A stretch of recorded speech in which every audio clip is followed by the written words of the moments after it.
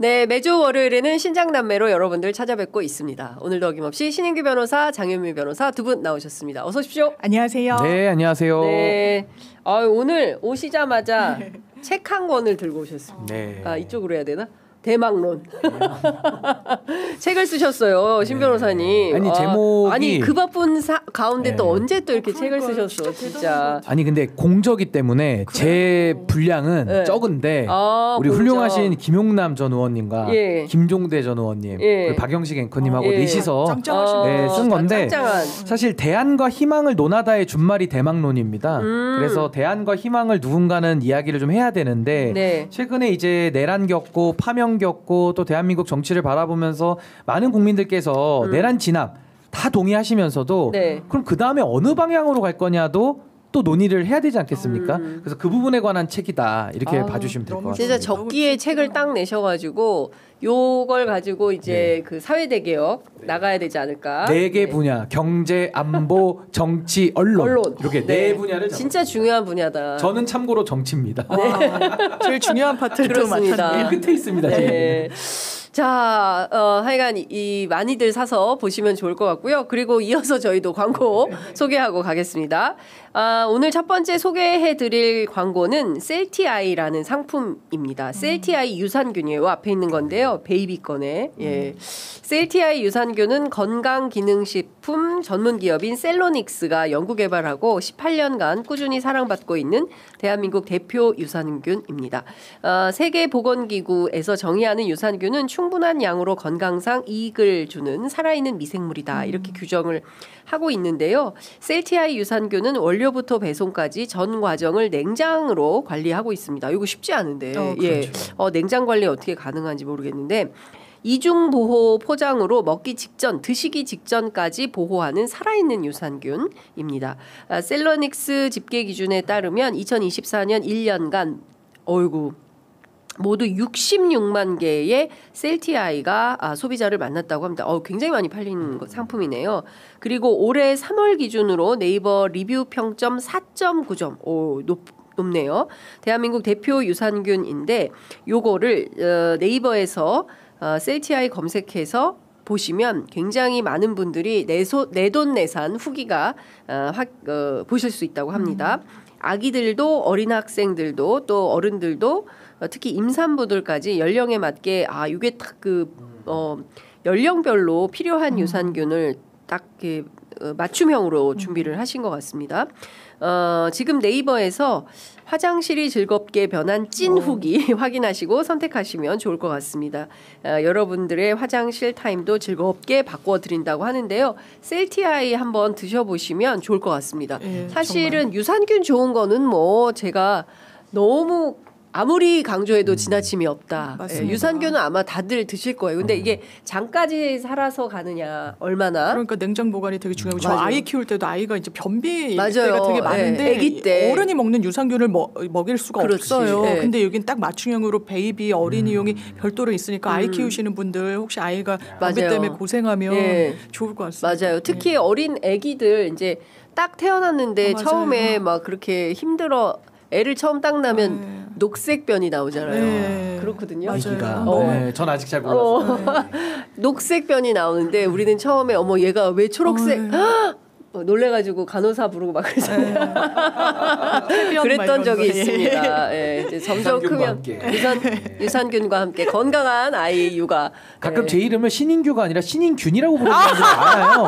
아니, 그냥 유산균이라고 해요. 특히 어르신들이 몇 번을 신인규라고 해도 인규나 항상 이러시는데 신인균이 아니라 유산균, 셀티아이로 하면 좋을 것 같습니다.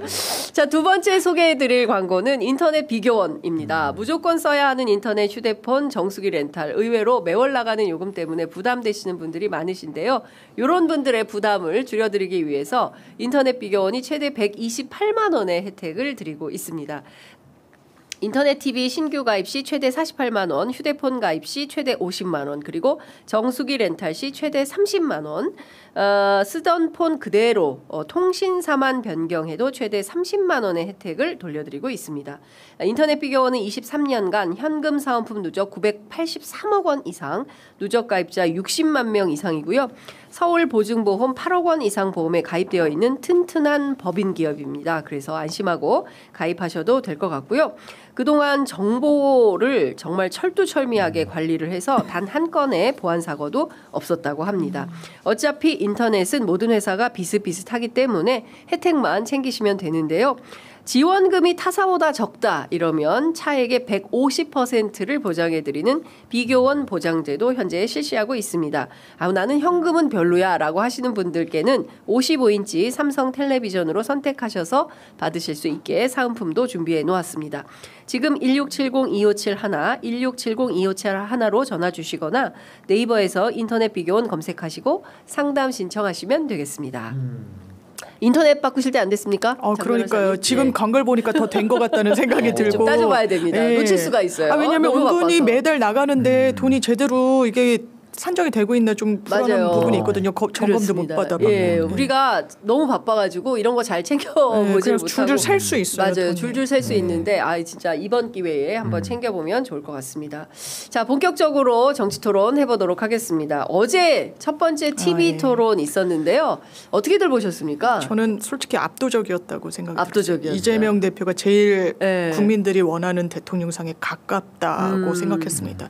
모든 현안에 대해서 준비된 자세뿐만 아니라 그 태도와 임하는 자세 그리고 상대방을 대하는 부분까지도 가장 안정돼 있고 좀 어떻게 보면 과거에 이재명을 극기를 하는구나 벗어나는구나 왜냐하면 강성이다 강하다 이런 부분에 대한 대단한 좀 고민이 있었던 것 같아요. 그래서 어떻게 보면 부드럽게 그렇지만 할 말은 하고 상대방들이 제가 봤을 때 대단히 예의가 없었거든요. 특히 이준석 후보.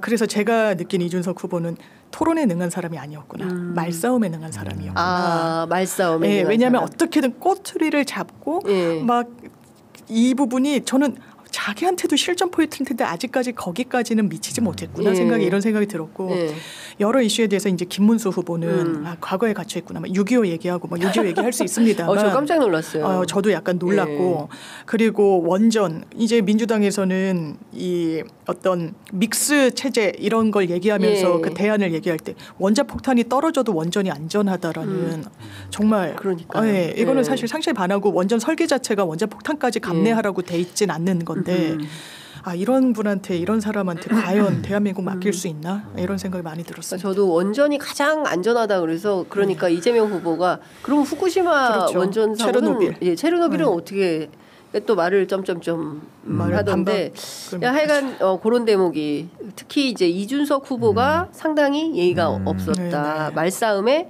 토론에 능한 게 아니라 말싸움에 능한 사람이다라는 인식을 하시게 되셨다라는 말씀 주셨습니다. 우리 신 변호사님 어떻게 보셨어요? 저는 사실 이준석 후보가 하버드에서 토론지지 않는 법을 배워왔다 그래가지고 나중에 자식 나면 저도 하버드 보내야 되나 이렇게 생각을 했었는데 어제 결심했습니다. 제 아들은 절대 하버드 안 보냅니다. 하버드 안 전 들어가도 등록금 안 내줍니다. 절대 못 가게 할 거예요. 가면 저렇게 되면 저건 토론 잘하는 법이 아니라 저걸 토론 잘하는 법으로 만약에 이준석 후보의 주장대로 하버드에서 저렇게 배우고 가르쳤다라고 하면은 그거 정말 심각하죠. 토론이 아니거든요. 그러니까 제가 봤을 때는 여러 문제가 있지만 세 가지만 제가 지적을 하면 첫 번째로 토론회에서 가장 해서는 안 되는 게 뭔지 아십니까? 장학 퀴즈입니다. 이거 아세요? 저거 아세요? 장학 퀴즈. 무슨 뭐 퀴즈 풀러 왔어요? 뭐 대통령이 퀴즈 제일 잘 푸는 무슨 도전 골든벨 울린 사람 대통령 뽑는 겁니까? 아니면 어떤 뭐 예를 들면 공대 출신만 대통령 된다. 뭐 어학을 잘하니까 본인이 대통령 자격이 있다. 그건 대통령의 자질이 아니에요. 리더십이라는 게 어떻게 영어 잘하는 거랑 어떻게 퀴즈 푸는 걸로 됩니까? 공대 나왔다고 리더십 생깁니까? 아니거든요. 박근혜 대통령 공대 나왔어요. 맞아요. 탄핵당했잖아요. 그러면서 법조인들, 변호사들을 싸잡아서 정치하면 안 된다고 하는데 변호사 비중이 높다라는 비판은 할 수 있지만 변호사는 정치에서는 안 된다. 그러면서 윤석열, 이재명 시대를 끝내자는 건데 두 분이 다 공교롭게 법조인 출신 아닙니까? 그러면 자당에 있는 천하람 후보부터 제명을 하세요. 변호사 김앤장 출신인데. 그러니까 논리가 다 안 맞지 않습니까? 이런 게 있어서 장학 퀴즈라는 아주 덜 떨어진 방식을 어제 차용했다라는 게 첫 번째 문제고요. 두 번째는 아주 공격적인 태도로 했는데 어제 눈에 들어온 건 이준석 후보의 얼굴 붉기였습니다. 저도요. 본인 말로는 뭐 염증약을 먹어가지고 얼굴이 붉다고 하는데 뭐 그것도 있겠지만 사람이 그렇거든요. 저는 지금 얼굴이 하얗잖아요. 하얀 이유가 별로 지금 제가 뭐 공격하고 싶은 마음이 없어요. 네. 근데 사람이 말입니다. 공격하려고 막 벼르고 들어가면요. 얼굴에 되지. 피가 먼저 반응을 해서 혈류가 먼저 솟거든요. 그러니까 염증약 플러스 공격을 하려고 벼르고 왔다라고 하니까 얼굴이 빨개지는 거예요. 그리고 굉장히 어제 토론하는 태도를 들어보니까 듣는 사람이 불편할 정도로 뭐에 쫓기듯이 하더라고요. 굉장히 조급해 보이는. 그래서 이런 식의 공격하는 태도는 별로 좋지 않은데 뭐 후발주자니까 충분히 그럴 수 있다고 치겠습니다. 근데 공격하는 방식이 검찰과 조선일보 스타일이었다. 검찰과 조선일보. 네, 이게 뭐냐면요. 왜곡 프레임인데요. 이렇게 합니다. 이재명 후보가 하지 않은 말 내지는 했더라도 왜곡이 가능한 말 내지는 극단의 경우를 갖고 와서 모순을 집어내려고 하다 보니까 결국에는 상대가 하지 않은 말을 상대가 했다라고 뒤집어 씌워놓고 그 프레임 안에 가둬놓고 패려고 하는 거예요. 네. 근데 그게 가둬집니까? 다른 정치인 같으면 그냥 어버버버 하다가 두드러 맞고 가겠지만은 이재명 후보는 딱 듣고 있다가 그런 거 하지 말라고. 그리고 딱 그냥 단선적이니까 난 네. 대꾸할 가치가 없다라고 하잖아요. 네. 그거 굉장히 잘 대처한 방식. 제가 항상 그렇죠. 이준석 후보랑 토론할 때 10분 안에 제가 끝낸다고 하는 게 바로 그 혓바닥론. 혓바닥을 먼저 붙잡고서 못 움직이게 하고 안전장치 채워놓고 토론에 들어가야 되는데 어제 이재명 후보의 토론 방식은 이준석 맞춤형으로 네. 딱 그 끊어내는 모습이 너무 통쾌했다. 그거 굉장히 잘했고요. 네. 그러니까 결국에는 이준석 후보가 정치를 배워온 게 검찰과 언론 친화적으로 하다 보니까 검찰 스타일, 조선일보 스타일. 검찰도 마찬가지죠. 안 한 말 했다 그러거나 사진을 조작 왜곡해가지고 이런 말 거짓말했으니까 정치하지 마. 똑같은 논리. 네. 그래서 전 조선일보를 어제 봤다. 네. 이준석의 얼굴에서 검찰총장 얼굴을 봤다. 검찰총장의 깜이에요. 제가 볼 때는. 네. 검찰총장 깜이고 네. 마지막으로. 네. 조롱을 그렇게 해요. 조롱을. 그러니까 이거는 뭐 아까 제가 말한 검찰 스타일, 뭐 장학 퀴즈 뭐 이런 거는 다른 사람들도 많이 하니까 네. 뭐 그냥 뭐 저질 토론이다 넘어가면 되는데 이 조롱하고 이런 거는요. 진짜 정치인은 이래서는 안 된다고 봐요. 왜 안 되냐?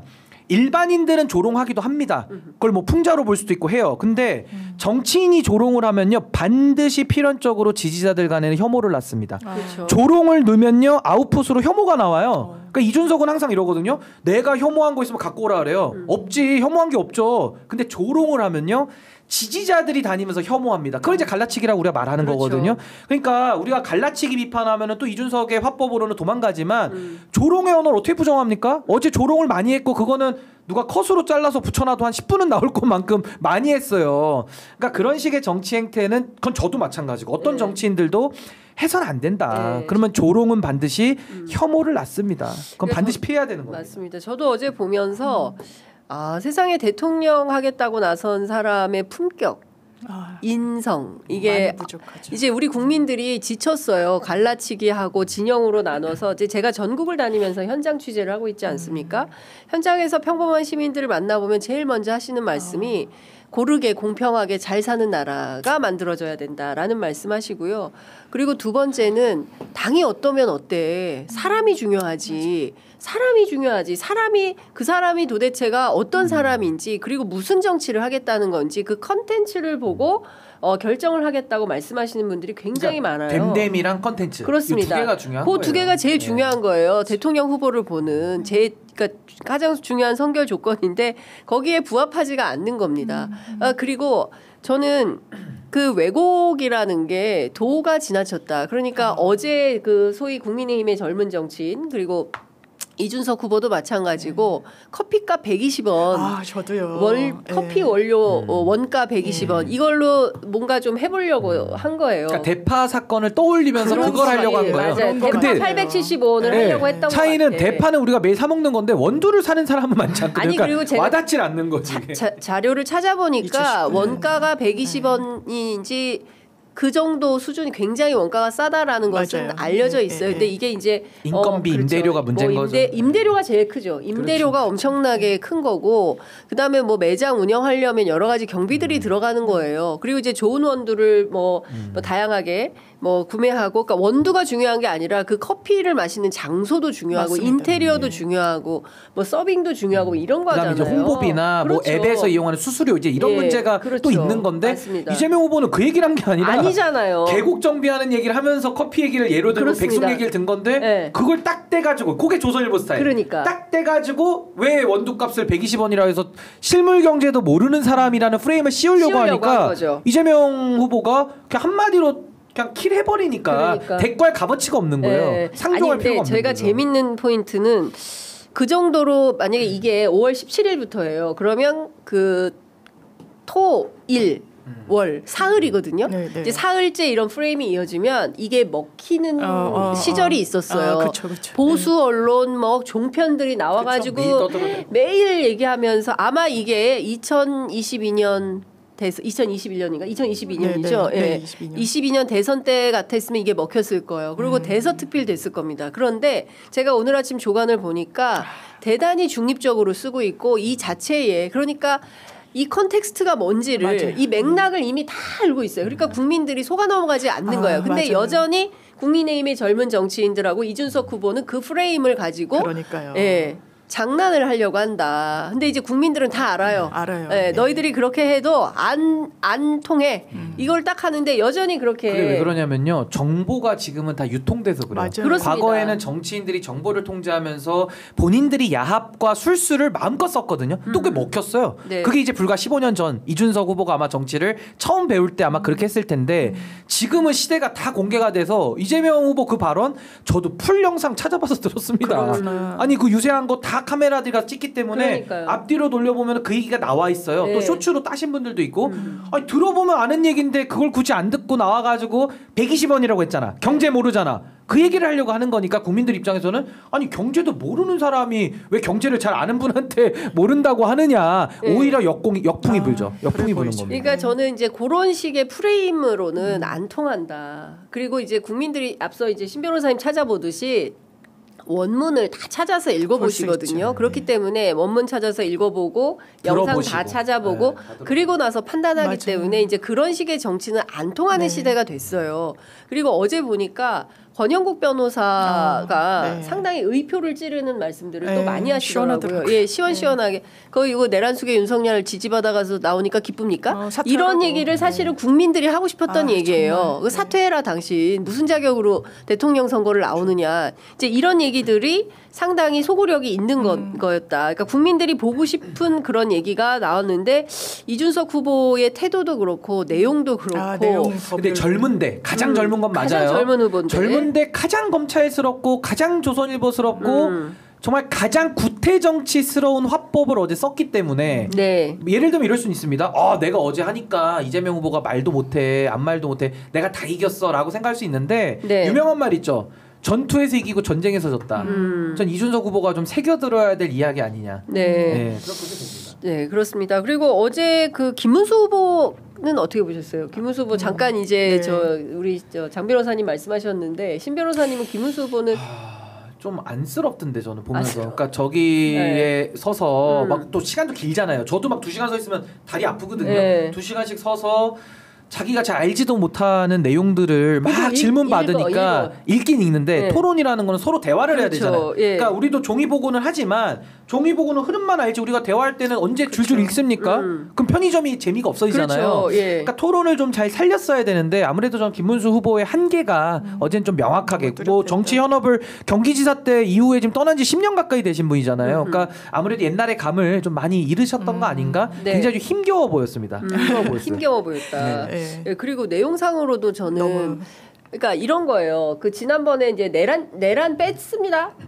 그 권영국 그러니까요. 변호사, 예, 권영국 그러더라고요. 변호사가 그거를 조금 더 적확하게 지적을 예, 해주셨으면 예, 좋았을 텐데 내란죄를 뺀 것은 내란죄는 형사법정에 맞죠. 가서 다퉈라라는 것이고 내란 행위에 대해서는 헌법재판소가 아주 명징하게 결론을 냈어요. 근데 그 부분을 이제 권영국 변호사가 핵심적으로 그 얘기를 좀 더 짚어줘야 해주셨으면, 되는데. 예, 조금 한 발 더 들어가서 짚어주셨으면 좋았을 텐데 계속 그러니까 제가 보기에는 국민의힘에서 주는 것만 보고 헌법재판소의 원문을 안 본 거예요. 김문수 그런 후보가. 것 같아요. 지적 게으름이죠. 게으름입니다. 네, 그러니까 그걸 안 보고 나오니까 엉뚱한 소리를 계속 네. 하고 있으니 그걸 다 알고 있는 국민들이 볼 때는 저 양반 학습이 잘 안 돼 있네 이런 상태로 대선 후보 부적합하다 이런. 당연히 자격 미달이라는 생각이 들고요. 예. 본인한테 가장 아픈 부분이 그걸 거예요.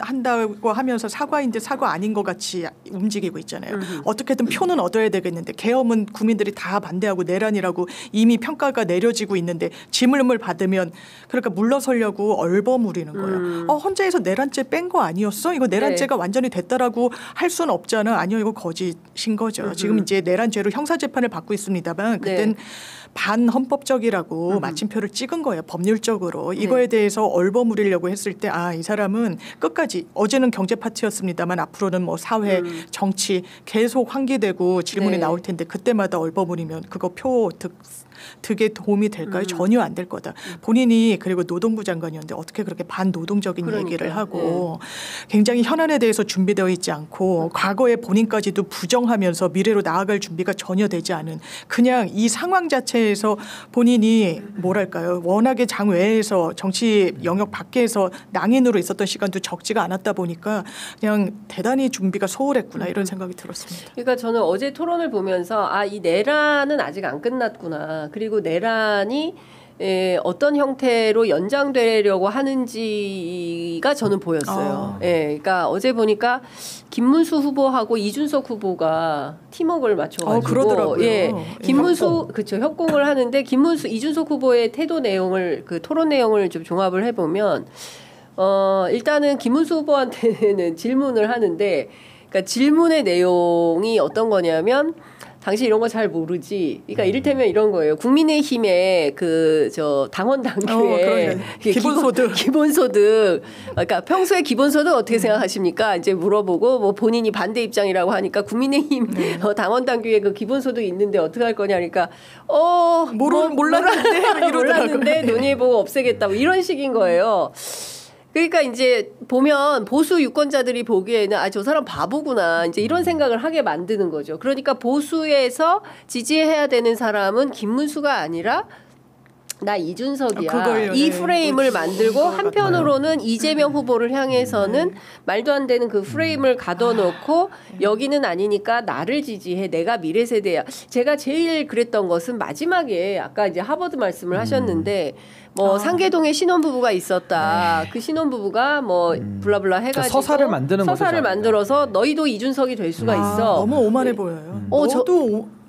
너도 이준석이 될 수 있다는 게 뭐야? 되게 싫은데 자기가 표본입니까? 본인이 정말 어린이들의 꼭 이렇게 지향해야 될 점인 걸 전제하고 당신들도 열심히 살면요 나처럼 될 수 있어라고 저는 그렇게 이야기하는 정치는 그런 말을 마음속으로 생각하는 사람도 많이 없지만 하더라도 입 밖에 꺼내는 건 더 어려운 일인데 어제 해냈죠. 좀 면구스럽죠. 근데 몇 번째 하고 있어요. 본인은 이제 상계동 사람들도 좀 속상할 것 같아요. 그런 얘기는 남이 해줘야 되는데 원래대로는 이 사람처럼 키우고 싶어, 이 사람처럼 되고 싶어 이렇게 얘기해야 되는데 참 안타깝고 저는 기본소득 관련해서는 그 부분 한번 지적하고 싶어요. 문제 제기가 안 돼서 그러니까 예를 들면 이준석 후보가 기본소득 얘기를 꺼내면서 김문수 후보를 공격한 건 두 가지 아니겠습니까? 하나는 김문수 후보 이거 모르죠, 당원 당규도 안 읽죠 라는 걸 하나 지적하는 거고 또 하나는 기본소득이라는 게 잘못됐으니까 이재명 후보도 같이 돌려가는 건단 말입니다. 근데 거기서 우리가 놓쳐서는 안 되는 점이 뭐냐. 기본소득을 당원 당규에 누가 넣었을까요? 김종인 위원장이 그렇죠. 있잖아요. 2020년도에 김종인 위원장이 넣습니다. 전 그때부터 당원 당규를 봤어요. 넣었죠. 전 동의했습니다. 전 기본소득을 동의하는 사람이에요. 넣었어 봤어요. 이준석 후보가 언제 당대표가 됐죠? 그 다음이죠. 그럼 본인이 소신이 아니면 본인이 당원 당규 재개정을 해야죠. 근데 자기가 재개정도 안 하고 지금까지 흘러왔거든요. 그럼 본인이 당대표를 1년 했는데 본인도 동의하니까 안 바꾼 거 아닐까요? 근데 어떻게 그걸 가지고 또 이재명 후보까지 돌려까질 수가 있는 것인지. 그러니까 그런 의도가 뻔히 얄팍하게 보이는데 그 의도를 가지고 해석했을 때는 또 다른 모순이 나오는 이런 지점. 그러니까 이 부분도 지적을 해줘야 되는 겁니다. 기본소득은 분명하게 김종인 위원장이 넣었고요. 이준석 당대표 시절에 그거 안 고쳤고요. 그다음에 김종인 위원장이 소신인 걸 알면서도 이준석 후보는 개혁신당 왔을 때도 김종인 위원장을 선관위원장으로 공천관리위원장으로도 임명했던 사람이에요. 그러니까 이렇게 됐을 때는 마치 기본소득이라는 거를 자기들이 당원에 넣으면은 문제 없는 거고 그걸 가지고는 또 이재명 대표를 공격하는 수단으로는 쓰고 싶고 이런 식으로 하는 거는 우리가 찬물이든 더운 물이든 하나만 해야지 둘이 섞어서 미지근하게 할 수는 없다. 그러니까 그렇게 봅니다. 저는 그래서 이준석 후보의 TV 토론 전략이 뭐구나 이런 게 딱 보이고 눈에 뻔히 보이죠. 딱 보이니까 이재명 대표가 원래 딱 간파를 하고 마이크를 딱 안 주고 이제 그렇게 하지 말라. 참고로요. 극단적으로 하지 말라. 참고로요. 기본소득은요. 네. 빌 게이츠나 미국에 있는 부호들 있죠. 그리고 AI를 연구하는 재벌들 있어요. AI 재벌들. 그분들이 하나같이 다 기본소득 얘기합니다. 왜? 일자리가 없어지는 걸 그분들은 먼저 아니까요. 그렇죠. 아니까 얘기를 하는 건데 지금도 기본소득 얘기할 때 비판하는 분들 많잖아요. 물론 그걸 퍼퓰리즘적으로 하면 안 되죠. 단계적으로 산업구조와 경제구조와 이걸 맞춰서 가야 되는 건 맞는데 묻지마식으로 비판하는 분들은 나 AI 하나도 몰라요라는 자백이나 똑같아요. 그러니까 부끄러운 줄 알아야 되는 거예요. 그 얘기를 하는 거. 빌 게이츠도 그 얘기를 한다니까요. 찾아보세요. 그거는. 자, 지금 속보가 쏟아지고 있어서 설명을 좀 해드려야 될 것 같은데 10시 31분 지나고 있는 지금 이 순간 지기현 판사가 10시부터 윤석열 내란 재판 하고 있는데 본인의 술 접대 의혹은 사실이 아니다. 공정하고 신속한 재판에 매진하겠다. 접대받을 생각을 한 번도 해본 적이 없다. 평소에 나는 삼겹살에 소맥을 마신다. 접대받는 그런 시대가 아니다. 삼겹살에 소주 사주는 사람도 없다. 공정한 재판에 매진할 것이며 판사 뒷조사, 외부 공격의 대응 자체가 재판 진행에 영향을 준다라고 입장을 밝히고 있습니다. 자, 방금 전에 이제 박주민 의원께서는 전혀 정반대의 말씀을 하고 가셨는데 이 정도 되면 민주당에서 사진을 공개를 안 할 수가 없겠어요. 원래 이제 법원의 이제 자정 기능을 좀 기대했었던 건데.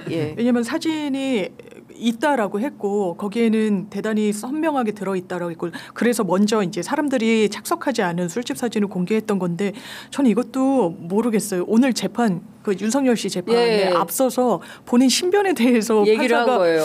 판사가 이거 대단히 좀 이례적이긴 한데 물론 뭐 이제 일각에서는 본인의 육성으로 해명을 정확하게 해라라는 뭐 요구도 있었던 걸로 압니다만 재판정에서 이렇게 이야기를 하는 게 이게 적당한지 저 개인적으로 상당히 좀 의문이 있고 이걸 외부의 자극이나 공격이라고까지 이야기를 하고 있어서 이 부분에 대해서는 그렇다면 정확한 팩트가 무엇인지 한번 봐야 될 것 같아요. 이 사진 공개 등까지도 이제는 검토해야 될 것 같습니다.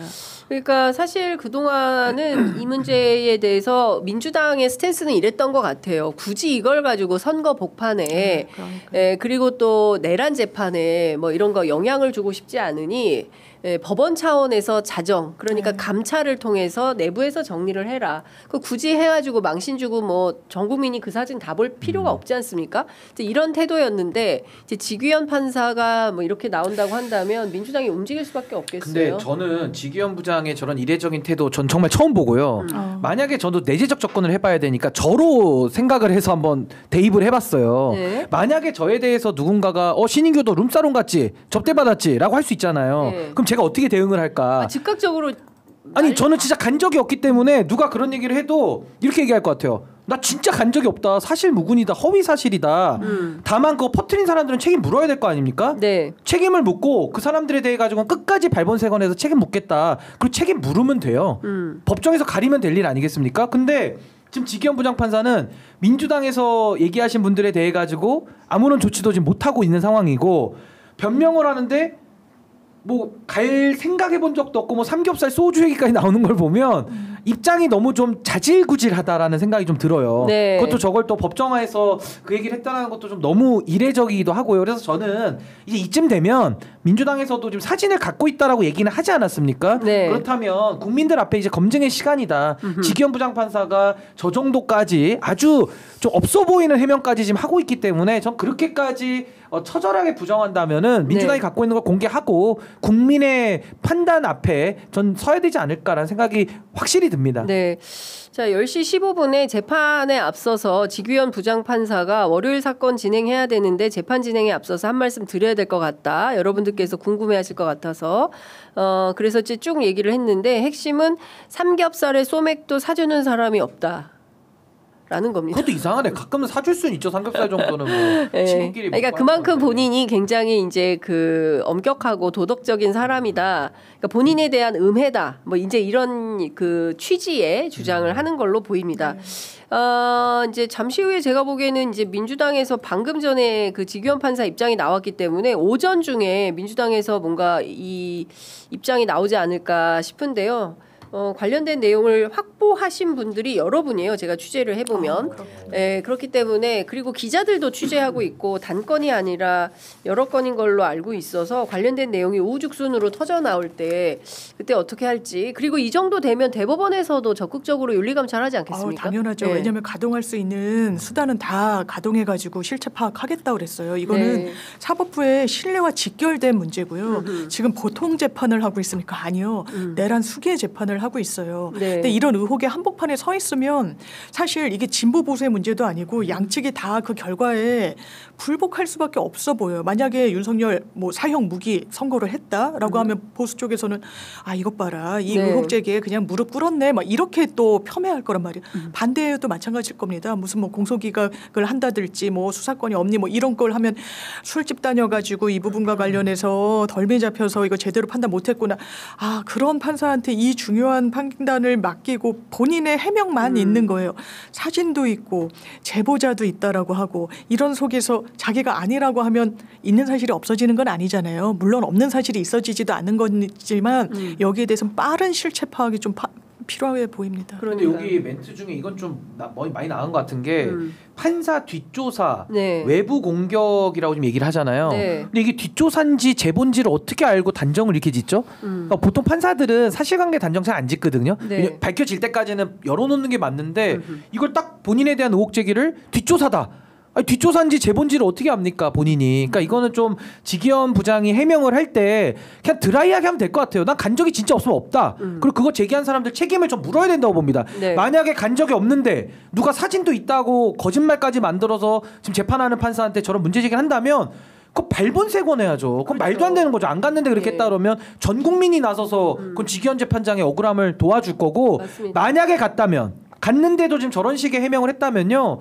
저 지기현 재판장은 이제는 저 재판에서 물러나는 정도가 아니라 법복 벗어야 될지도 모르겠다. 만약에 그렇게 된다면. 이건 지금 둘 중에 민주당과 지기현 부장은 증거 여야에 따라서 누가 있는 얘기라고 없는 얘기를 하는지 판단이 날 거 아닙니까? 그렇습니다. 저는 둘 중에 하나는 물러설 수 없는 이거는 이제 지기현까지 온 것 같아요. 제가 볼 때는. 그렇죠. 왜냐하면은 근데 좀 이해는 안 되는 것은 대체로 이제 이런 사건이 터지면 앞서 이제 신 변호사님 말씀하신 대로 즉각적으로 대응을 하는 게 인간의 본성이거든요. 왜냐하면 억울하니까 안 갔는데 누가 나를 이렇게 모함을 누명이죠. 그렇죠. 억울하고 누명을 씌우고 모함을 하는 것이기 때문에 즉각적으로 고소고발부터 시작을 하고 그리고 더 이상 이런 얘기가 퍼지지 않도록 조치를 취하는 게 합당한 조치인데 지규현 판사 같은 경우에는 만 하루가 지나서 오후 12시가 넘어서 첫 번째 입장이 법원 공보관을 통해서 나온 거예요. 중앙지법 공보관을 통해서 뭐 추상적이고 어쩌고 이제 이런 입장이 나온 거기 때문에 국민들이 보기에는 이상한 거 아니야? 그리고 나서 이제 그 금요일 넘어가고 주말이기 때문에 이거 금요일 일과 시간 안에는 이게 정리가 되어야 되는데 금요일 일과 시간 안에 대법원에서 이제 윤리감찰한다는 입장이 나왔고 주말이 지나가고 주말 사이에도 이렇게 위중한 사건 같으면 정리 조정을 해서 오늘 아침 재판은 어떻게 할 건지를 정리해야 되는데 그 정리가 안 된 상태에서 지금 법대위에 올라가서 본인 얘기를 하고 있는 거예요. 저는 이해가 안 가는 게 이 엄중한 재판을 하면서 별도의 공간에서 뭐 기자회견을 하든가 입장문을 내든가 해야지 법대위에 올라가가지고 내란 재판하면서 내 입장에 대한 것을 밝힌다? 그런 적이 있습니까? 아니, 판사가 자기 사견을 심지어는 사건에 대해서도 본인의 예단을 드러내면 이게 깊이 뭐 회피 이런 사유가 될 정도인데 너무 이례적이다. 근데 이 판사 자체의 개인 캐릭터 뭐 여러 기사가 이미 나오기도 했습니다만 이제 군 인권센터 분들 뭐 사진을 찍어주겠다고 제안했달지 그러니까 좀 임태훈 소장이 날 너무 놀랐대요. 아마 본인 놀랐을 것 같아요. 좀 돌출적인데 뭐 그거는 이제 평가를 하더라도 좀 의아한 거예요. 만약에 그렇다면 중앙지방법원에서 먼저 입장이 나왔었고 그 이후에 대법원에서 나왔는데 중앙지방법원에서는 이게 제보 자체가 구체성을 띠고 있지 않아서 이제 좀 얼버무리듯이 나왔단 말이에요. 아마 본인은 추정컨대 중앙이랑 대법원에서 확인을 본인한테 했을 때 신인규 변호사님이 말씀 주신 대로 이게 오래 걸리는 게 아니야. 너 갔어 안 갔어? 언제 갔어? 누구로부터 접대받았어? 이 술집 맞아 아니야? 지금 한 4-5가지 질문으로 정리가 되는데 시간이 많이 걸리잖아. 아마 자기는 안 갔다. 모른다. 이렇게 얘기했을 것 같은데 최소한 이 감찰의 당사자인 법원에서는 그 말을 있는 대로 믿지는 않고 있는 것 같아요. 그러니까 대법원에서 왜냐하면 그런 의견 청취를 안 했을 리가 없어요. 네.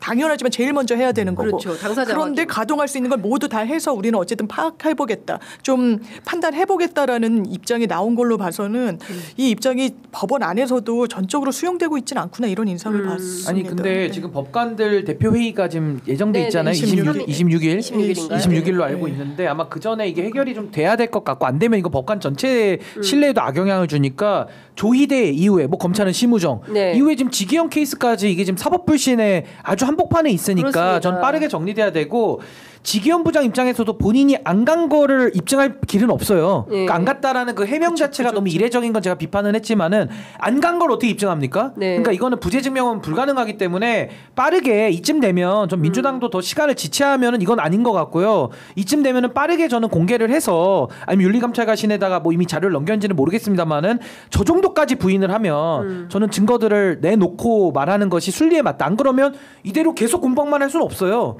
그러니까 저는 그렇죠. 증거를 갖고 있다는 쪽에서 빠르게 증거를 공개를 해가지고 네. 그 다음 해명을 또 봐야 될 것 같아요. 뭐 자기가 아니라고 한다든지 네. 뭐 어떻게 해서 갔다라고 하는 얘기를 또 들어봐야 되기 때문에 저는 지금쯤이면은 빠르게 증거를 좀 공개하는 게 맞지 않겠나 그렇죠. 라는 생각이 듭니다. 그리고 이제 뒷조사라는 것은 무슨 약간 사찰의 개념인 거잖아요. 근데 이거는 정보기관이나 이런 정부 사이드에서 하는 거지. 이거를 무슨 뭐 탐정 이런 사람들이 할 수 있는 건 아니지 그렇죠. 않습니까? 그렇기 때문에 이 뒷조사라는 어휘도 좀 적확하지 좀 않은 것 조심할 같다. 필요가 있죠. 예, 라는 생각이 좀 들고. 근데 기자들 입장에서는 제목거리를 확실하게 주네요. 삼겹살의 소주.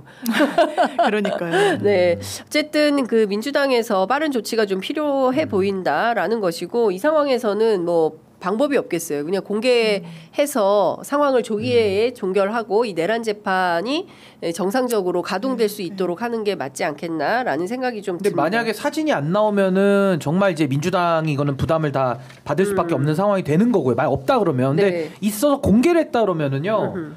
와, 그럼 그때 폭발력은 정말 예상 불가입니다. 이게 또 법관회의까지 차례로 예정돼 있기 때문에 이거는 만약에 공개가 되면 그때부터는 걷잡을 수 없는 네. 폭풍 속으로 들어가게 되는 거 아닌가. 그렇죠. 파괴력이 엄청날 걸로 봅니다. 네. 근데 이제 그동안 민주당도 이제 여러 가지 풍파를 겪었기 때문에 이 무슨 아무런 증거 없이 얘기할 수는 없고 제가 취재한 바에 따르면 민주당이 확보한 사진은 지기현 판사가 선명하게 얼굴이 보인다라는 것이어서 관련된 내용이 나왔을 때 어떻게 될지 참 그게 더 그러네요. 어쨌든 왜냐면 이제 거짓말 논란까지 또 나올 그렇습니다. 테니까. 거짓말 논란에다가 그것뿐만이 아니라 저는 법대위에서 이런 얘기를 하는 것도 굉장히 이례적인 일이기 때문에 개인적인 일을 자신의 재판에 법대위에서 한다?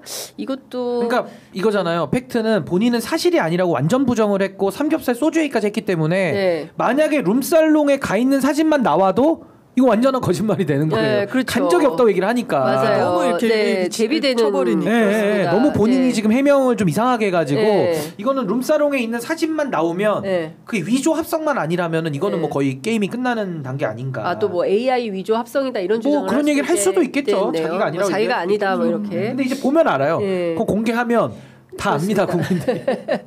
사진뿐만 아니라 제가 알기로는 무슨 증언 뭐 이런 것도 하신다는 얘기가 있어요. 뭐 구체적으로 결심의 문제이기 때문에 그것은 결심을 하실지 안 하실지 뭐 지기현 판사의 태도를 보고 결정을 할 것 같은데 상황이 어떻게 될지는 좀 지켜보도록 하겠습니다. 주말 사이에 탈당을 했어요. 누가? 윤석열 내란수계. 네.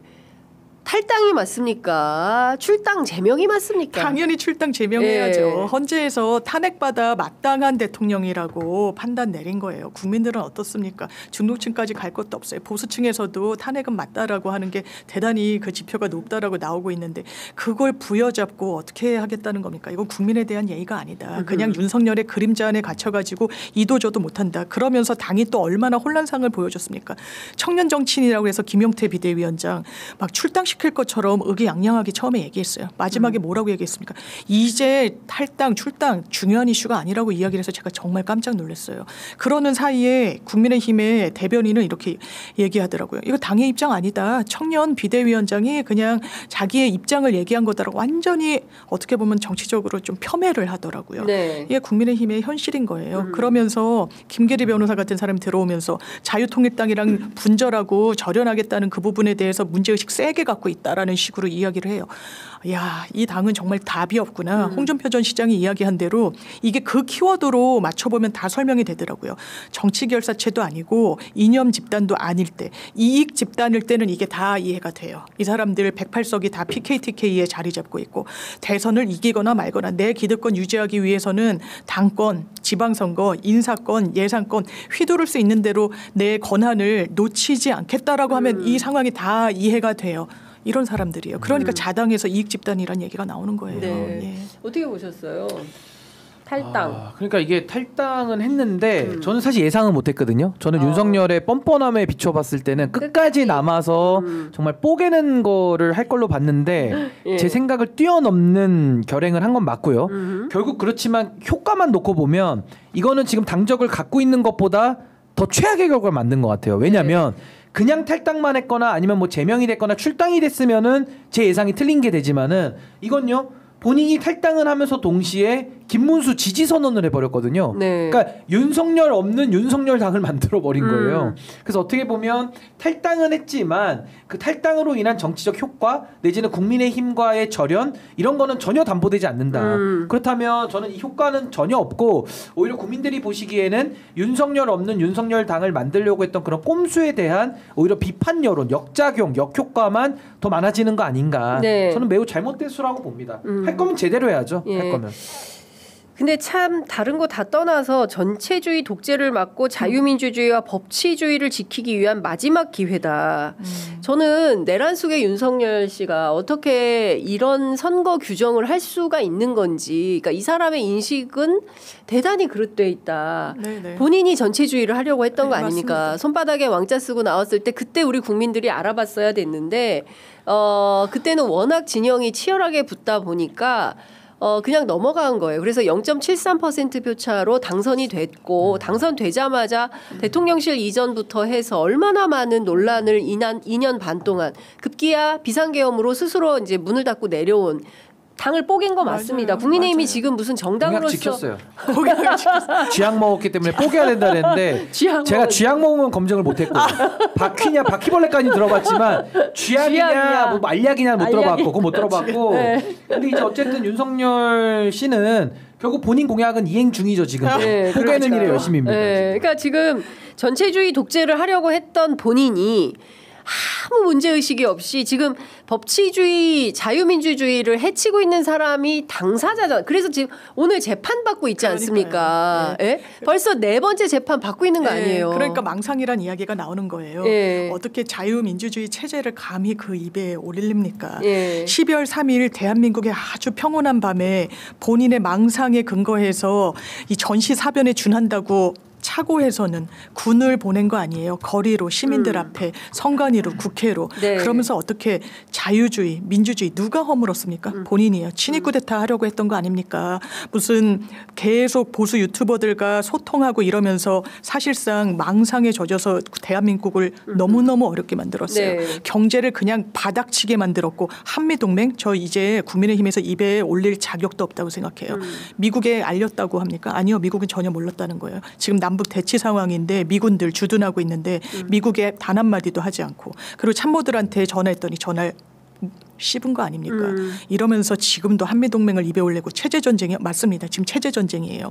지금 국민의힘과 윤석열 일당이 허물어버리려고 하는 자유민주주의 공화주의 체제를 민주당이 지켜내야 돼요. 이미 너무 망가뜨렸어요. 맞습니다. 이거는 정말 우리가 21세기에 목도할 수 없는 광경을 윤석열 씨가 보여줬어요. 네. 이거 회복해야 됩니다. 근데 체제전쟁이에요. 본인이 체제를 지키기 위해서 김문수 후보를 두둔하고 응원하겠다고요. 저는 진짜 용서할 수가 없다 이런 생각이 댓글창에 들어요. 장변 올소. 네. 근데 저는 하나만 더 추가하면 네. 이게 제가 아까 말씀드렸던 검조 논법이라고 검찰과 조선일보. 조선일보식 논법, 그 검조 논법이라고 네, 검조. 오늘부터 부르겠습니다. 또 이게 드림연구소 발동하네. 검조 논법. 그게 뭐냐? 예를 들게요. 네. 윤석열이 가장 잘하는 게 뭡니까? 검사 시절에 뭘 제일 잘했죠? 검찰에서 피해자 가해자 바꿔치기를 제일 잘했어요. 네. 그거를 본인이 대통령 돼서도 똑같이 했죠. 예를 들면 뭐 본인이 이 새끼 저 새끼 얘기하면서 뭐 바이든 쪽팔려서 어떡하지 했더니 MBC 기자한테 뒤집어 씌우고 그렇죠. 피해자 가해자를 바꿔친단 말이에요. 이게 이제 검찰이잖아요. 프레임인데 네, 프레임 검조논법. 네. 조선일보가 뭘 제일 잘하죠? 과거에 전 노무현 대통령 연설 중에 가장 기억에 남는 게 이인재 후보가 좌익 빨갱이론으로 그 노무현 대통령 공격할 때 노무현 대통령이 그럼 내 아내를 버리란 말입니까? 하면서 동아일보와 조선일보는 민주당 경선에서 손 떼라는 연설을 맞아요. 합니다. 예. 그때도 왜 그런 말씀 하셨겠어요? 프레임으로 노무현 후보를 떨어뜨리려고 그 작업질을 하니까 맞습니다. 이 검조논법에 저항하신 거거든요. 윤석열이 똑같죠. 본인이 내란 일으켜서 사형과 무기징역 당해야 되는데 오히려 내란을 막은 헌법을 수호한 이재명 후보에 대해서 저런 식의 독재라는 표현을 쓰는 거예요. 네. 근데 이걸 또 누가 쓰는지 아십니까? 오늘 아침에? 조선일보? 중앙일보? 이준석 후보가 똑같이 씁니다. 이준석. 이재명 총통을 막아야 된다는 거예요. 어떻게 총통이 됩니까? 아니 독재라는 말을 총통으로 바꾸면 똑같은 말이잖아요. 아 이준석. 아니, 오늘 기자회견을 해서 한번 네. 찾아보시죠. 속보에 지금 네. 이준석 후보가 이재명 총통 시대 막아야 된다고 하는데 네. 갑자기 헌법을 지키고 내란을 막은 사람이 총통으로 돼버려요. 이게 바로 아까 말씀드린 검찰과 조선일보식 논법. 이 네. 검조논법이 윤석열과 이준석의 두 사람의 논법에도 여전히 도도히 유유히 흐르고 있다. 그래서 저는 그냥 국민의힘하고 그 김문수 후보하고 개혁신당 이준석 후보는 굉장히 유사합니다. 네. 굉장히 하고 있는 말들은 닮아 있다. 네, 닮아 네. 있습니다. 그러니까 이 부분에 대해서는 아마 국민들께서 이런 악마화, 이런 식의 상대 정치인에 대해서 말도 안 되는 마타도어, 프레임 이거 이제는 지긋지긋하다. 이거 심판받아야 됩니다. 제가 볼 때는. 그러니까 저는 대한민국의 보수는 없어진 것 같아요. 그리고 민주당이 없어요. 건강한 네. 보수 세력들을 잘 그 영입을 해서 사실 이제 빅텐트는 민주당이 치고 있는 것 같아요. 그러니까요. 주말에 뭐 김상우 의원, 김용남 의원 뭐 등등 이제 영입을 해서 뭐 허은하 의원 등도 이제 뭐 결심하려고 하시는 것 같던데, 근데 이렇게 넓어지면 왼쪽이 더 비어져 있기 때문에 왼쪽을 더 키우는 이런 상황으로 가야 되고 그구는 우리 사회에서 더 이상 발붙이기 못하게 해야 되는데, 그러니까 나이가 많든 적든 예. 극우적 사강, 예. 극우적 사고, 그리고 굉장히 레디컬한 주장을 하는 사람들은 이제는 더 이상 정치를 못하게 만들어야 되는 겁니다. 제가 그러니까 정상적인 평범한 시민들의 인식 범주에 들어있는 맞아요. 사람들이 정치를 해야 되지, 여기서 멀리 떨어져서 매우 극단적인 생각을 하는 사람들이 자기 정치 욕심 때문에 국민을 대상화하고 도구화하는 이런 정치에 우리가 동원돼서는 안 된다. 네. 그런 정치 이미 끝났다라는 얘기를 우리가 계속 하고 있는데도 신 변호사님 보시기에는 이준석 후보가 그런 극단주의, 극우적 행태를 범하고 있다 이렇게 보시는 거죠? 윤석열의 SNS에 자유민주주의 독재를 막자, 이재명 막자와 이준석 후보가 오늘 총통을 막자는 말이 어떻게 다르죠? 저는 같게 보이거든요. 네. 아니, 다르면 다르다는 걸 이제 설명을 해야 될 의무가 생기는 건데, 네. 아니 내란을 막은 사람을, 헌법을 지키겠다고 그 군인들 계엄군이 오는데 담을 넘고 총칼 앞에 맞서서 민주당의 대표였잖아요, 이재명 후보가. 네네. 뭐 이재명 후보 혼자 막은 건 아니지만 다 같이 이제 리더십을 발휘한 건데, 어떻게 그런 분에 대해 가지고 고맙다 내지는 내란 일으킨 윤석열은 죄송하다. 그리고 이준석 후보 같은 경우는 자기는 담은 비록 못 넘었지만 이재명 후보 덕분에 우리가 선거도 치르는 거니까 그렇죠. 고맙다. 이게 정상 범주예요, 우리가 그렇죠. 얘기한. 예. 근데 지금 윤석열이는 그때 계엄 해제 요구안 들어가지도 않았죠. 문 밖에서 소리만 지르고 시끄럽다고 이제 임마라는 말을 했던 것 같은데, 그러니까 결국에는 이게 그러니까 프레임이 저는 너무 나쁘다는 거예요. 그러니까 윤석열이 저런 식으로 가해자로서 저런 식의 독재 발언, 뭐 그걸 막기 위해서 뭉치자 김문수 지지한다라는 그 발언이 얼마나 뻔뻔합니까? 근데 이준석 후보도 이재명 후보에 대해서 총통을 막자는 거예요. 반 이재명을 또 치는 겁니다. 이런 식의 악마화 정치, 그리고 민주주의를 말살하는 반정치, 정치 사망, 네. 이것만큼은 이제 대한민국 사회가 용인해서는 안 되는 한계 지점에 왔다. 네. 전 이 부분을 우리가 확인해야 된다고 봅니다. 그러니까 참 걱정입니다. 이제 그 이번 대통령 선거에서 어쨌든 1강 1중 1약에서 1약이 이제 이준석 후보이고 이제 김문수 후보가 1중인데, 어쨌든 이재명 후보는 모든 여론조사에서 50%를 넘고 있어요. 그러니까 이것도 사실은 그동안 없던 저 상황입니다. 최고 기록을 박근혜 대통령이 51.65%, 그 정도를 득표했는데, 그걸 만약에 넘어선다면 우리 역사에서 없던 새로운 역사가 생기는 거예요. 그러면 맞습니다. 진짜 대통합의 길로 가야 되고, 그냥 꼬투리 잡아가지고 고소고발 해가지고 맨날 그냥 이탄내탁. 그러니까 정치의 사법화, 검찰에게 이제 자신의 운명을 떠넘기는 그런 정치 이제 그만하자. 그런 졸렬한 정치는 이제 그만하고 큰 틀에서 대한민국이 어느 비전으로 어떻게 나아갈 것인가. 정말 그런 지혜를 모으는 집단지성의 맞습니다. 힘이 발현되는 정치 풍토가 돼야 되는데 여전히 뭐 120원이네 뭐네 총통이네 뭐네 지연 말달 복제자 총통 똑같은 말이죠. 그러니까요. 근데 제가요 왜 저보고 민주당 안 들어오냐고 그러니까, 얘기하시는 분들도 댓글에도 많으신데 대망론에 대망론 썼죠. 이거 저자죠. 김용남 의원은 갔는데 대망론의 저자. 근데 저는 왜 그러냐면 이 반정치를 싸우는 거는 사실 민주당 혼자만은 못하거든요. 반정치라는 거에 저는 핵심을 검찰과 언론으로 보는데 검찰과 언론을 이용해서 정치적 이익을 취하는 반정치형 정치인들이 너무나도 많습니다. 이준석 후보가 아마 좀 대표적인 사람일 거고 저 하와이에도 한 분 또 계세요.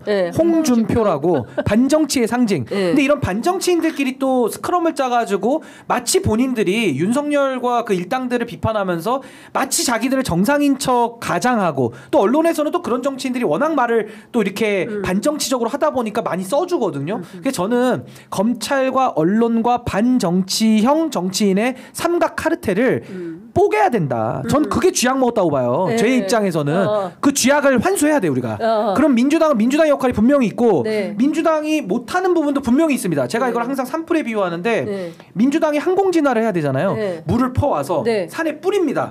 그 다음에 중요한 게 뭔지 아십니까? 잔불 정리. 그거 어려워요. 잔불 정리부터 불 또 나거든요. 제가 번거롭지만 지팡이 하나 들고 외롭지만 잔불 끄러 제가 소화기 들고 다닌다 이 말입니다. 항공진화 잘하세요 우리 김용남 의원님. 잘하시고 항공진화 물 많이 푸셔야 됩니다. 김용남은 항공진화. 허은하 대표도 뭐 항공진화 뜻이 있으시면 잘하세요. 그거는 전 잘 모르지만 근데 신인규 변호사는 저는 잔불진화 요거 좀 도와주세요. 저 잔불진화가 힘듭니다. 아니 헐떡헐떡 거리면서 뛰어야 돼 이게 잔불진화는. 근데 신 변호사님 그 잔불진화라고 하기 어려워요. 잔불진화. 왜냐하면 우리 사회의 중요한 축이 언론에서는 조선일보 그렇죠. 그 다음에 검찰. 우리가 이번에 봤지만 법원.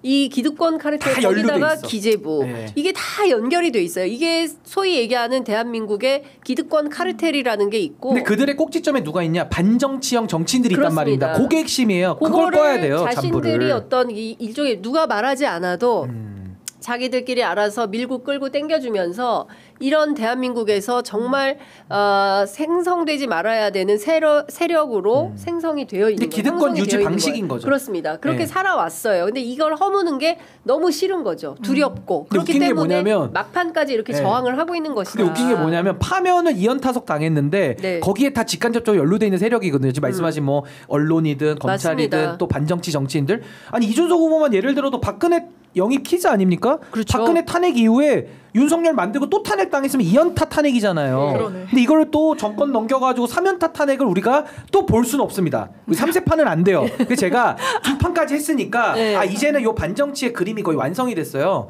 그래서 저는 요 잔불진화 쪽으로 요 대망론 같은 거 또 쓸 거예요. 또 쓰면서 이제 잔불진화로 저는 가겠습니다. 그러니까 너무 멋있어요. 네, 하여간 그 신 변호사님 응원하고요. 그다음에 언론 개혁 진짜 필요하고요. 제가 특히 이제 그 대구 경북 지역 가보니까 이 언론이 정말 중요해. 특히 종편을 하루 종일 틀어놓고 계시는 어르신들. 뭐 막 그런 거예요. 뭐 윤석열이 불쌍하다. 대통령 불쌍. 그 잘생긴 대통령을 꼭 그렇게 못 살게 굴어야 되겠냐. 이재명은 도둑놈이다. 막 이런 얘기를. 그 악마와 많이 돼 있죠. 그렇죠. 그런 얘기를 막 내가 이거 어디서 알았는지 아는겨.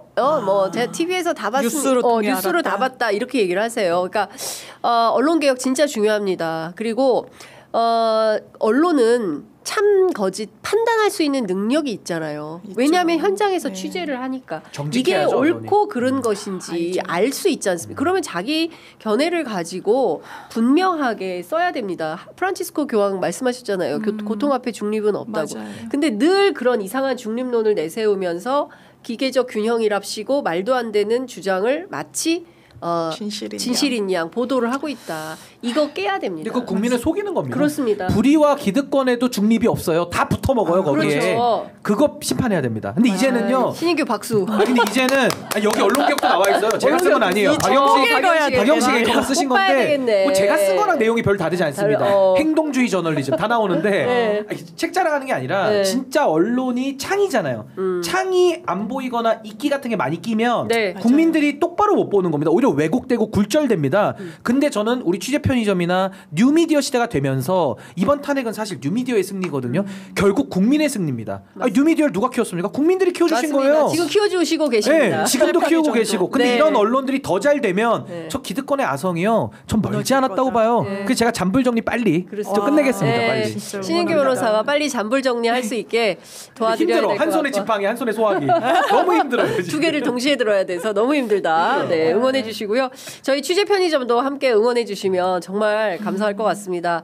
특히 요새 저희가 현장 취재 이렇게 쭉 다녀보면 정말 현장에서 뜨겁게 안아주시고 응원해 주시고 반갑게 맞아주셔서 진짜 현장에 가면 더 큰 힘을 눈물 날 받고 눈물 나요. 근데 그분들이 영웅이에요. 사실은. 맞습니다. 그런 그분들이 영웅이에요. 그런 시민분들이 계시기 때문에 취재 편의점이 이렇게 망하지 않고 승승장구 유지 발전할 수 있다라는 말씀 좀 드리겠습니다. 네. 구독, 좋아요, 알림 설정 꼭 부탁드리고요. 그 편의점에 물류 창고가 커져야 되니까 물류 창고 지을 수 있게 구독과 좋아요. 그리고 또 응원의 슈퍼챗도 좀 많이 주시고. 아니 진짜로 응원을 우리는 별로 없어. 슈퍼챗은 별로 없어. 응원을 해주셔요. 그러니까 슈퍼챗 안 해주시더라도 구독과 좋아요는 그냥 버튼 하나만 누르면 되거든요. 맞습니다. 근데 좀 번거롭긴 해요. 그렇지만 저는 습관적으로 누릅니다. 제가 들어가서 볼 때마다 이 채널 응원한다. 저는 그 생리를 알잖아요. 그러니까 좋아요만 눌러줘도 크기 때문에 전 습관적으로 눌러요. 그러니까 우리가 이제 앞으로는 취재 편의점 보실 때 습관성 좋아요. 그래서 습관성 좋아요로 가겠습니다. 편의점 볼 때. 오늘 그 드림 연구소가 오늘 활발하게 움직이고 있습니다. 네. 여러분들 덕분입니다. 그렇습니다. 오늘 하여간 저희가 너무 신인규 변호사님, 또 장유미 변호사님 덕분에 너무 즐겁고 재밌게 방송을 했는데요. 오늘 두 분 말씀 너무 잘 들었고 저희 취재 편의점 또 현장으로 달려갑니다. 잠시 후 용산역 앞에서 용산? 예, 용산역에서 이재명 후보 집중 유세가 있는데요. 저희가 용산역 현장에서 또 반갑게 근데 저희 방송 이렇게 하면 또 보고 직접 현장에 오시는 분들이 계십니다. 너무 감사해요. 그래서 진짜로. 현장에서 또 만나뵐 수 있으면 큰 힘이 될 것 같습니다. 말씀드리는 순간 크림소다님께서 취재 편의점 흥해라 슈퍼챗 쏴주셨어요. 너무 고마워. 얼마나 큰 힘이 돼요 진짜. 너무 감사합니다. 네, 진짜 다 감사한 분들이요 진짜. 아이 그럼요. 진짜 시민이 영웅이고 시민이 진짜 비상계엄에서 나라를 구했다라는 생각이 좀 특히 이번 파면 이번 대선은요 완성형 탄핵입니다. 자 국민이 한 국민 주권. 그렇습니다. 여기에서 지치지 말고 새 정부의 또 사회 대개혁까지 밀어가는 힘 원동력은 역시 우리 국민인 시민인 우리 주체들이 해나갈 수밖에 없고 또 힘차고 기분 좋게 제가 5.18 다녀오지 않았습니까? 축제예요. 이제는 45년 됐으니까 모든 분들께서 어떻게 하면 더 나은 민주주의 저는 이주 여성들까지 결혼 이주민들까지도 5.18 정신 이어받아서 대한민국의 민주주의를 발전시키는데 일조하겠다라고 나서셔서 정말 반갑더라고요. 그래서 그런 모든 분들의 힘으로 대한민국 민주주의 더 발전할 수밖에 없다라는 생각이 좀 듭니다. 자, 두 분 말씀 오늘 여기까지. 또 있네요. 박시열님께서도 또 스포츠에 쏴주셨어요. 감사합니다. 네, 자, 두 분 말씀 잘 들었습니다. 고맙습니다. 네, 고맙습니다. 감사합니다.